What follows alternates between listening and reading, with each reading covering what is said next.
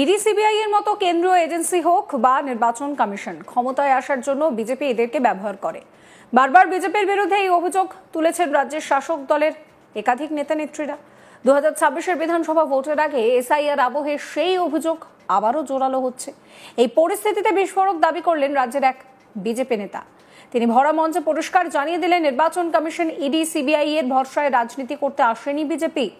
বাংলার মানুষ মুক্তি চায়, বাংলার মানুষ তৃণমূলের বিসর্জন চায়। তাই 2026-এর নির্বাচন তৃণমূলের বিসর্জন, কেউ বাঁচাতে পারবে না। শনিবার বিজেপির যুব মোর্চার এক অনুষ্ঠানে এসে এই মন্তব্যই করেছেন শ্রমিক ভট্টাচার্য। তার মতে রাজ্যের মানুষ ঠিক করে নিয়েছেন, মন বানিয়ে নিয়েছেন, তৃণমূলের এই অত্যাচার তারা আর সহ্য করতে পারছেন না। কি বলছেন শ্রমিক ভট্টাচার্য, শোনাবো।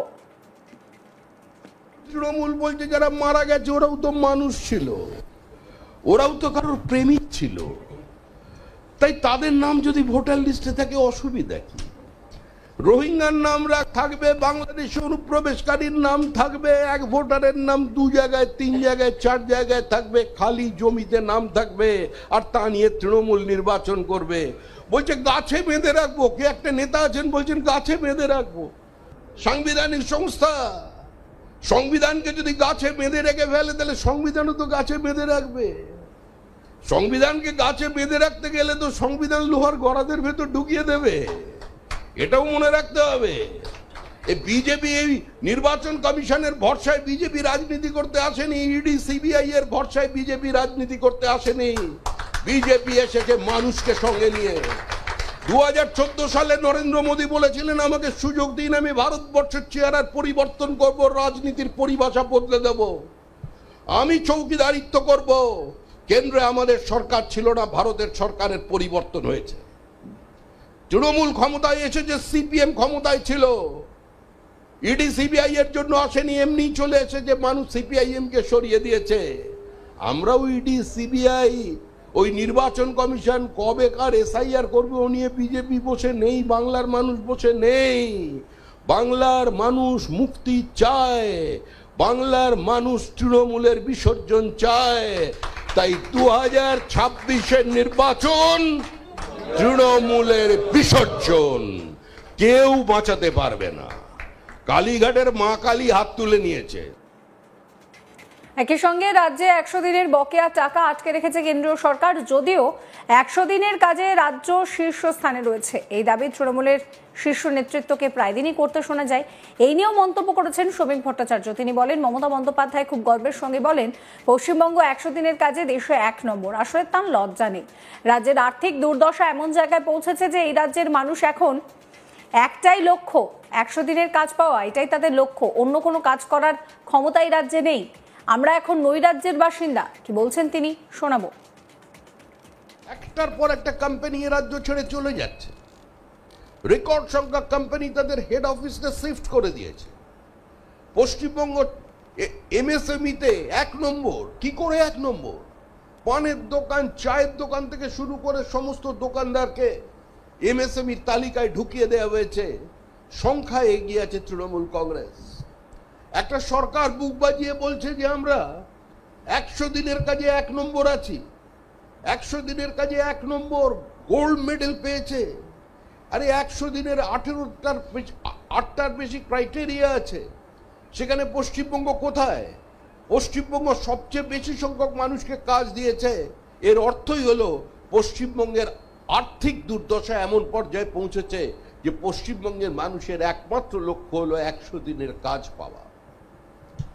মুখ্যমন্ত্রী বলছেন কেউ পশ্চিমবঙ্গের বাইরে যাবে না, আমি এখানে চাকরি দেব। আর প্রতিনিয়ত আমাদের রাজ্য থেকে ট্রেন ভর্তি করে লোক ভিন রাজ্যে চলে যাচ্ছে। আজকে যদি বাঙালি হীরের শ্রমিকরা, যারা হীরের সেটিং এর কাজ করেন, পলিশিং এর কাজ করেন, তারা যদি বলেন যে আমরা আগামী 10 দিন ধর্মঘট করব, তাহলে সুরাট কোলাপস করবে, আহমেদাবাদ কোলাপস করবে, দিল্লি কোলাপস করবে, মহারাষ্ট্র কোলাপস করে যাবে।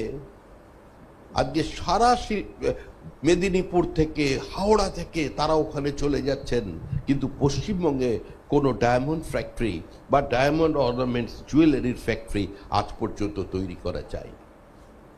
আমাদের ডোমজুড়ের পাশে যারা বাড়ির মহিলারা আজকে তারা ইমিটেশন জুয়েলারি তৈরি করে চায়নাকে অন্তত একটা ফিল্ড থেকে সম্পূর্ণ উৎখাত করে দিয়েছে। আজ চাইনিজ জুয়েলারির কোনো জিনিস কলকাতায় বিক্রি হয় না, যা বিক্রি হচ্ছে তা হাওড়ায় তৈরি হয়েছে। আজকে যে হাওড়া সেফিল্ড অফ ইন্ডিয়া ছিল, সেখানে শ্মশানের নিস্তব্ধতা আজকে বিরাজ করছে। এ রাজ্যে lower judiciary is under threat, আইন শৃঙ্খলা বলে কিছু নেই। There is a total absence of law and order, total anarchy. আমরা নৈরাজ্যের বাসিন্দা। এ রাজ্যে কোনো শিল্পপতি নতুন করে বিনিয়োগ করতে আসছেন না, যারা এখানে আছেন তারাও ভিন্ন রাজ্যে নিজের পুঁজিকে সরিয়ে নিয়ে যাচ্ছেন। আজকে এই অবস্থার মধ্যে থেকে আমাদের ঘুরে দাঁড়াতে হবে। শ্রমিক ভট্টাচার্য পরিষ্কার জানিয়েছেন যে ইডি সিবিআই এর ভরসায় বিজেপি রাজনীতি করতে আসেনি। বাংলার মানুষ মুক্তি চায়, বাংলার মানুষ তৃণমূলের বিসর্জন চায়। তাই 2026 নির্বাচনে তৃণমূলের বিসর্জন হবে, কেউ বাঁচাতে পারবে না। বাংলার মানুষ মন বানিয়ে নিয়েছে, তারা আর পেরে উঠছে না। একই সঙ্গে তিনি বলছেন যে মমতা বন্দ্যোপাধ্যায় ভীষণ মিথ্যে কথা বলেন, তার আসলে কোনো লজ্জা নেই। রাজ্যের আর্থিক দুর্দশা এমন জায়গায় পৌঁছেছে যে মানুষ এখন শুধু 100 দিনের কাজ পাওয়াটাকেই লক্ষ্য হিসেবে স্থির করে নিয়েছে। আমরা এখন নৈরাজ্যের বাসিন্দা। কি বলছেন তিনি শোনাবো। তৃণমূল বলছে যারা মারা গেছে ওরাও তো মানুষ ছিল, ওরাও তো কারোর প্রেমিক ছিল, তাই তাদের নাম যদি ভোটার লিস্টে থাকে অসুবিধা কি? রোহিঙ্গার নাম থাকবে, বাংলাদেশে অনুপ্রবেশকারীর নাম থাকবে, এক ভোটারের নাম 2 জায়গায় 3 জায়গায় 4 জায়গায় থাকবে, খালি জমিতে নাম থাকবে, আর তা নিয়ে তৃণমূল নির্বাচন করবে। বলছে গাছে বেঁধে রাখবো, কে একটা নেতা আছেন বলছেন গাছে বেঁধে রাখবো। সাংবিধানিক সংস্থা, সংবিধানকে যদি গাছে বেঁধে রেখে ফেলে তাহলে সংবিধানও তো গাছে বেঁধে রাখবে। সংবিধানকে গাছে বেঁধে রাখতে গেলে তো সংবিধান লোহার গড়াদের ভেতর ঢুকিয়ে দেবে, এটাও মনে রাখতে হবে। এই বিজেপি এই নির্বাচন কমিশনের ভরসায় বিজেপি রাজনীতি করতে আসেনি, ইডি সিবিআই এর ভরসায় বিজেপি রাজনীতি করতে আসেনি। বিজেপি এসেছে মানুষকে সঙ্গে নিয়ে। একটার পর একটা কোম্পানি এ রাজ্য ছেড়ে চলে যাচ্ছে। রেকর্ড সংখ্যক কোম্পানি তাদের হেড অফিসটা শিফট করে দিয়েছে। পশ্চিমবঙ্গ এমএসএমইতে 1 নম্বর। কি করে 1 নম্বর?